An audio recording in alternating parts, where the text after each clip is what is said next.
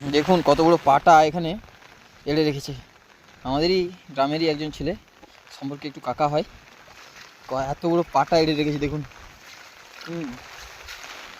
মাছ এখানে সবাই ধরছে কীভাবে, এবং এখানে দেশ নালাটা আস্তে আস্তে সরু হয়ে এসে গেছে। সেখানে প্রথমে দেখছেন অনেকটা চাওড়া ছিল, এখানে ওটা সরু হয়ে গেছে, এবং এখানেই আর কিছুটা গিয়ে দেশ নালাটা এই মাঠের সাথেই পুরো মিলিয়ে গেছে। দেখুন এখানে পাটা আড়া হয়েছে, এক পাশের এক জমিন থেকে আরেক জমিনে জল যাচ্ছে, সেখানে পাটা আড়া হয়েছে, এবং দেখুন কত চুনা মাছ পড়েছে। দেখুন দেখতে পাচ্ছেন কত চুনা মাছ পড়েছে, এবং এইখানেই আমাদের এই দেশ নালাটি এই আর একটু কিছুটা গিয়ে আমাদের এই পাশের মাঠের সঙ্গে মিলিত হয়েছে।